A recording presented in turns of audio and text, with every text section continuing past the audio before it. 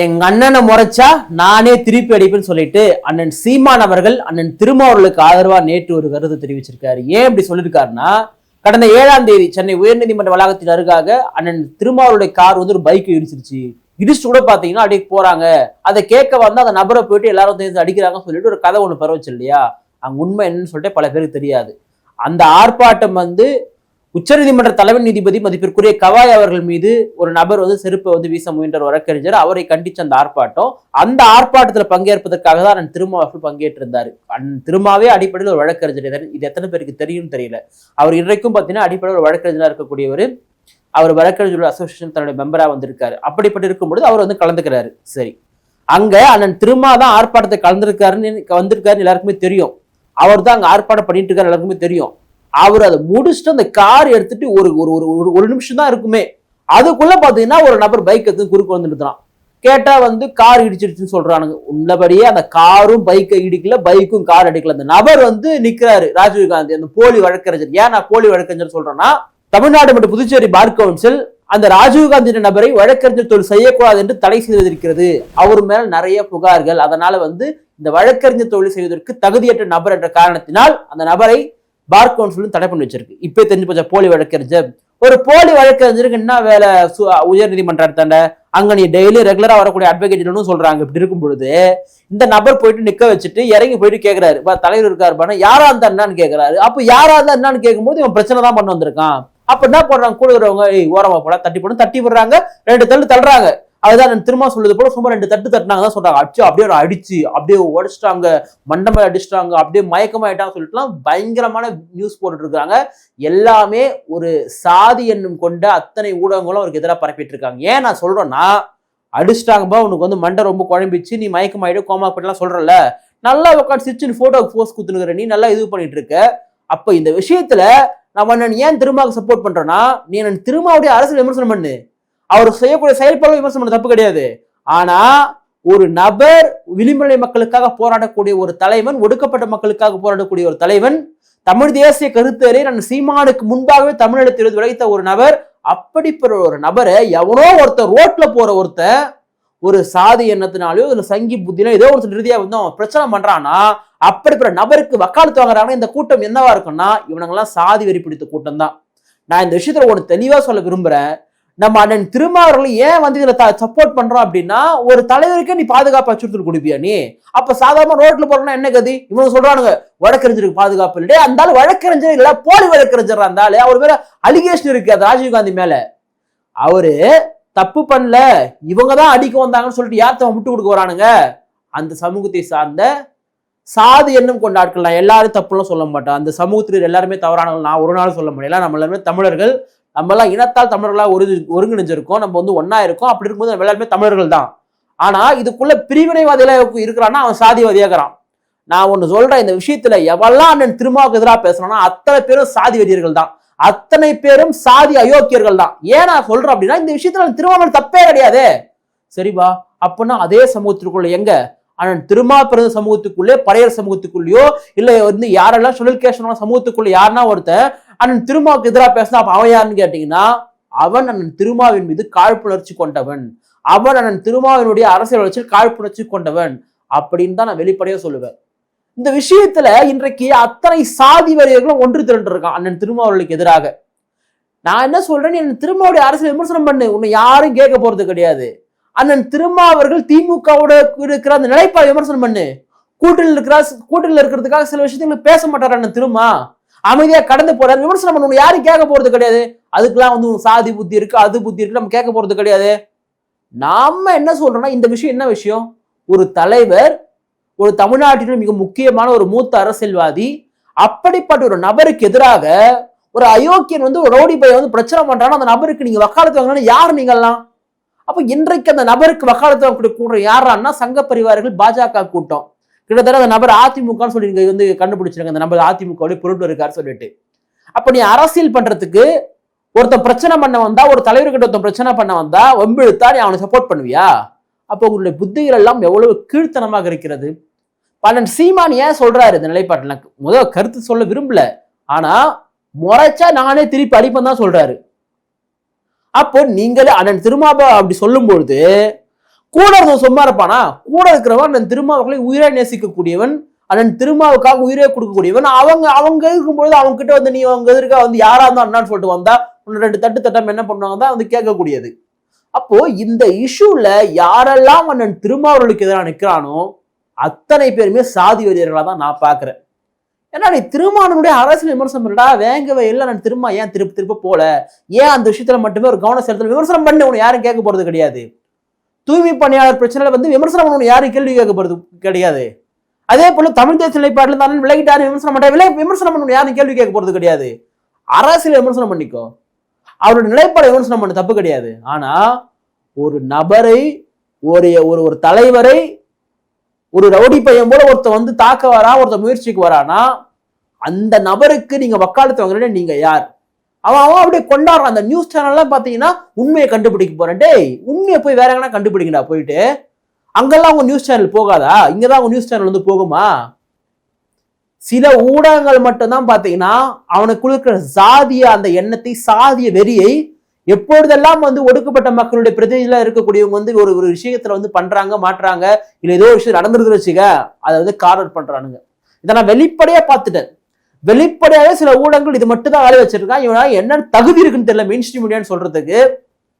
ஏன் வேற நியூஸே கிடையாதா? இதை மட்டும் போக்கஸ் பண்றானுங்க. கார் இடித்து விட்டதா, உண்மை வெளிவர போகிறது, கார் எங்க வந்து இடிச்சுது, கார் வந்து போனதை பாத்தீங்களா, வண்டி முன்னாடி நின்றுச்சு பாத்தீங்களா, அப்ப கார் பின்னாடி போய் இதுவாடா அவங்க வேலை, இதுவா நியூஸ் சேனலோட வேலை, இதுவா நியூஸ் சேனல் வேலை. ஒரு தலைவரை ஒரு நபர் வந்து தாக்க வந்திருக்கான், பிரச்சனை பண்ண வந்திருக்கான்னா நீ அவனுக்கு ஆதரவா நியூஸ் சொல்லிடுறா, நீ யாரு? நீ அண்ணன் திருமா போயிட்டு என்ன கேட்கறானுங்க? அண்ணன் திருமா வந்து ரோட்ல இறங்கி நின்று கேட்டுருக்கணும். ஏன்டா கேட்கணும்? யாரோ ஒருத்தன் ரோட்ல இறங்கி போவ, நீ அவன் தெருவில் போற ஒருத்தனை போவ, அவன் வந்து ஒரு தலைவர் வந்து அவர் கார் போயிட்டா தலைவர் இறங்கி வந்து என்னப்பா வந்திருக்குன்னு சொல்லி கேட்கணுமா உங்களுக்கு? நீங்க அவ்வளவு பெரிய ஆட்கள், நீங்க ரோட்ல போறவரெல்லாம் கண்டவெல்லாம் வந்து கேட்பீங்களா? நீங்க இல்ல கிண்டல் பண்றானுங்க. என்னன்னா இவருக்கு வந்து செட் பாதுகாப்பு கொடுங்க. டேய், செட் பாதுகாப்பை நம்பிலாம் அவரு கிடையாதுடா. நான் வெளிப்பட எனக்கு நல்லா தெரியும். அண்ணன் திருமாவளவனை சுற்றி எப்போதுமே விசிகாவுடைய தொண்டர்கள் வந்து இருப்பாங்க. அவர் வந்து தனியாகிற நபரே கிடையாது. அவருக்கு வந்து உங்களுடைய செட் பாதுகாப்புலாம் வந்து கொடுங்க அப்படின்லாம் நம்ம சொல்லலாம். ஆனாலுமே ஒரு தலைவரை பாதுகாக்க வேண்டியது அரசினுடைய பொறுப்பு, அரசினுடைய கடமை. இன்றைக்கு தான் நான் திருமாவர்களுக்கு ஒரு குறைந்தபட்ச ஒரு பாதுகாப்பு உயர்த்திருக்காங்க. எனக்கு தெரிஞ்ச முன்னாடிலாம் அப்படி கிடையாது. நான் நாட்டு ஒன்றில் எனக்கு திருமாவை மட்டுமே சொல்லல, இன்றைக்கு எத்தனையோ முக்கியமான தலைவர்களுக்கு பாதுகாப்பு இல்லையே. அண்ணன் சீமானவர்களுக்கு ஒழுங்கான பாதுகாப்பு இருக்கா? உரிய பாதுகாப்பு கொடுத்திருக்காங்களா இவங்க? அண்ணன் சீமான் இன்றைக்கு ஒரு அங்கீகரிக்கப்பட்ட ஒரு கட்சியினுடைய தலைவர், தமிழ் தேசிய பேசுறாரு, எல்லா கட்சியினர்கிட்டயுமே அவருக்கு ஒரு எதிர்ப்பு இருக்குது. ஏன்னா ஒரு பெரும் கூட்டத்தை வச்சிருக்காருன்னு சொல்லிட்டு அவருக்குரிய பாதுகாப்பு இல்ல. எத்தனை பட்டியல் சமூக தலைவர்களுக்கு இங்க பாதுகாப்பு இருக்கு? அண்ணன் ஆம்ஸ்ட்ராங் அவர்களுக்கு இந்த அரசாங்கம் ஒரே ஒரு கன்மேனை கொடுத்திருந்தா கூட அண்ணன் ஆம்ஸ்ட்ராங் நம்மளோட உயிரோடு இருந்திருப்பார். அப்ப அவர் உயிரை பாதுகாக்க வேண்டியது அரசினுடைய கடமை. இன்னைக்கு உதாரணத்துக்கு எடுத்துக்கிற ஜெகன்மூர்த்தி இருக்காரு, புரட்சி பாரத கட்சியுடைய தலைவர், சட்டமன்ற உறுப்பினர், அவருக்குரிய பாதுகாப்பு இல்ல. அவருக்கு வந்து குறைந்தபட்சம் ஒரு கன்மேனை கூட இவங்க கொடுக்கல. அப்போ இந்த தலைவர்களுக்கான பாதுகாப்பு உறுதி செய்திருக்காங்களா? ஒரு இந்துத்துவ கட்சியை பேசக்கூடிய RSS பேசக்கூட பாத்தீங்கன்னா 2 கன்மனை குத்து வச்சிருக்காங்க. அவனுக்கு வந்து கிட்டத்தட்ட எக்ஸ் அளவுல பாதுகாப்பு குத்து வச்சிருக்காங்க. யாரோ ஒருத்தன் ரோட்ல போனா யாரும் சீர் விட மாட்டாங்க அவனை. அப்படிப்பட்ட நபர்களுக்கெல்லாம் பாதுகாப்பு கொடுக்குறாங்க. ஆனா இவங்களுக்கு சட்டு கொடுக்கணுமா, சர்ப்ளஸ் கொடுக்கணுமா சொல்லி கிண்டல் பண்றாங்க. இந்த கிண்டல் பண்றவன், இந்த விமர்சனம் கொண்டு பண்ணக்கூடியவன், இந்த விசிகா வந்து ரவுடி கும்பல் சொல்லக்கூடியவங்க எல்லாம் பாத்தீங்கன்னா அயோக்கியத்தனமா சாதி எண்ணம் கொண்டவர்கள் தான். நீ எப்படி ஒரு கட்சியே நீ எப்படி வந்து நீ ஒரு ரவுடி கும்பல்னு சொல்லுவ? நீ எப்படி நீ சொல்ல முடியும்? அப்ப அந்த எண்ணெய் எங்கிருந்து வருதுன்னா உன் சாதியில இருந்து வருது. அப்போ இந்த கீழ்த்தரமான சாதி புத்தியை வச்சுக்கிட்டு அப்புறம் எப்படி நம்ம எல்லாம் வந்து தமிழ் தேசியம் நம்ம எப்படி பேசணும்? தமிழர்கள் எனக்கு என்ன கோவம்னா, நாம் தமிழர் கட்சியை சார்ந்த முக்கியமான சில நபர்களே பாத்தீங்கன்னா எதிர்த்து பேசுறாங்க. அண்ணன் திருமாவளவன் தவறுண்ட என்ன இஷ்யூ தெரியுமா உங்களுக்கு? அந்த இடத்த போய் பாத்துருக்கீங்களா நீங்க? அங்க ஒரு கார் போனா இன்னொரு கார் அங்க போக முடியுமா? பைக் அங்க போக முடியுமா? ரோடு வசதி அங்க இருக்கு என்னன்னு தெரியுமா உங்களுக்கு? அந்த ஃபுட்டேஜை நல்லா பாக்குறாங்க. அந்த ஆளுக்கு வந்து பைக் நிக்க வைக்கிறான், குறுக்க நிக்க வைக்கிறான். இவர் கார் இடிச்சிருச்சுன்னு பேசுறாங்க. இடிச்சிட்டு அவன் பேசுறான், அவனே அயோக்கியம். எங்க இடிச்சது? கார் எங்க இடிச்சது? இடிச்சதுக்கான அந்த வண்டியுடைய அந்த அடிப்பட்ட ஒண்ணு பெயிண்ட் வெட்டிருக்கணும், அந்த பெயிண்ட் வெட்டிருக்கணும், எதுவுமே இல்லை. ஆனா இடிச்சிருச்சுன்னு பேசுறானுங்க. அப்ப இதுக்கு வக்காலத்து வாங்குறானுங்க. இப்ப இவங்களை யாரு என்னன்னு சொல்றது? இந்த விஷயத்துல பாருங்க, நீங்க ஒருத்தர் கூட வாய் தரல. இது திமுக கூட்டுகிற இந்த கூட்டணி கட்சியில் இருக்கானுங்கல்ல, இவனுக்கு ஒருத்தர் கூட வாயே தரல இது வரைக்கும்.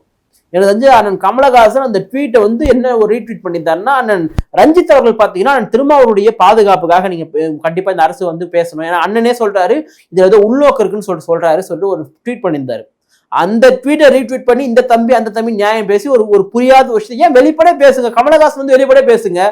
தம்பி திருமா மீது வந்து நீங்க தம்பின்னு சொல்றீங்களா? தம்பி திருமா மீது வந்து இந்த மாதிரி ஒரு நபர் வந்து தப்பு, அவருக்குரிய பாதுகாப்பு கொண்டு தனியா ஒரு ட்வீட் போடுங்க. ட்வீட் போறது உங்க முக்கியமான அரசியலாச்சு, நீங்க பண்ணுங்க. ஏன் பண்ணல? உங்களுக்கு எது தடுக்குது?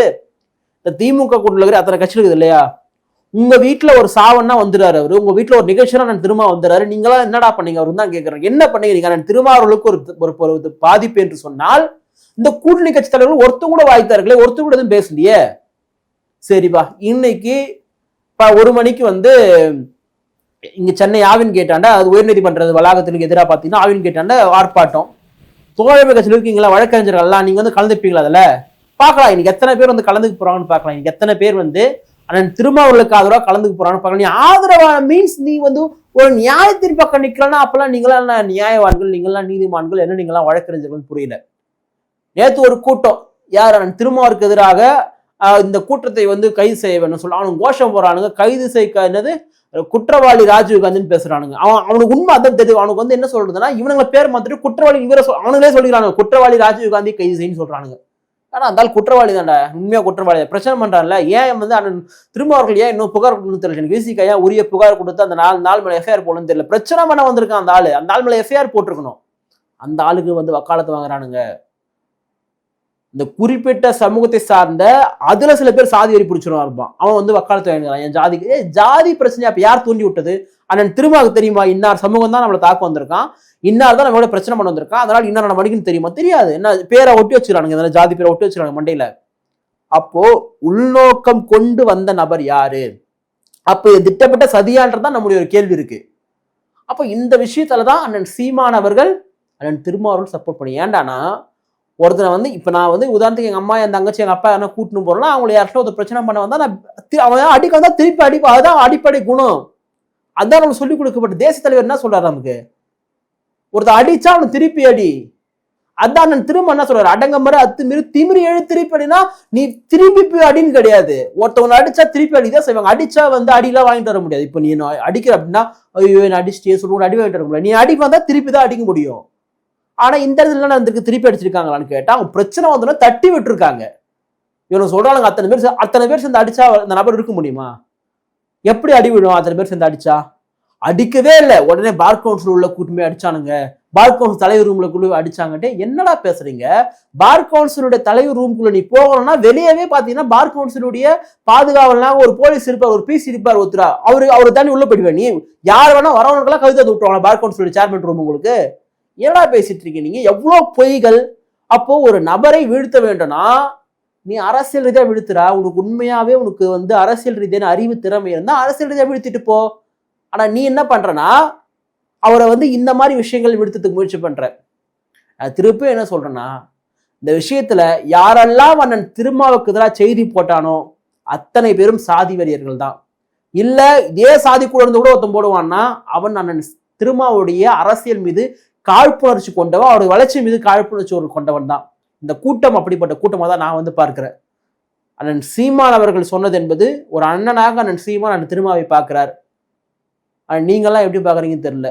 நமக்கு ஒருத்தர் அண்ணன் தம்பின்றது அவன் சமத்துவ சிந்தனை கொண்டவனா, அவன் நம் தமிழனாக கூட நமக்கு அண்ணன் தம்பி உறவுக்கு தேவையில்லை. தமிழ் என்பது நம்ம இன உணர்வு, அதை விட்டுருங்க. நீங்க ஒருத்தர் நம்மளை நேசிக்கிறான், ஒருத்தர் உண்மையா இருக்கான், ஒருத்தர் நியாயத்தின் பக்கம் இருக்கான், ஒருத்தர் சமத்துவின் பக்கம் இருக்கான்னா அப்படி இருக்கக்கூடிய எல்லாருமே நமக்கு உறவுகள் தான். அதான் சீமான் சொல்றாரு. ஆனா அதே கட்சியில நாம் தமிழ் கட்சியில இருந்து கொண்டு கூட அண்ணன் திருமாவர்களுக்கு எதிராக உங்களுக்கு சாதி எண்ணம் இருந்தால் அதை நீங்களே வெளிப்படுத்திக் கொண்டிருக்கிறீர்கள். இந்த விஷயத்தில் அண்ணன் திருமாவர்களை 100 விழுக்காடு இல்ல 1000 விழுக்காடு நான் ஆதரிப்பேன். இந்த விஷயத்தில் அண்ணன் திருமாவின் பக்கம்தான் நான் நிற்பேன். இதில் அண்ணன் திருமா மீது தவறே கிடையாது.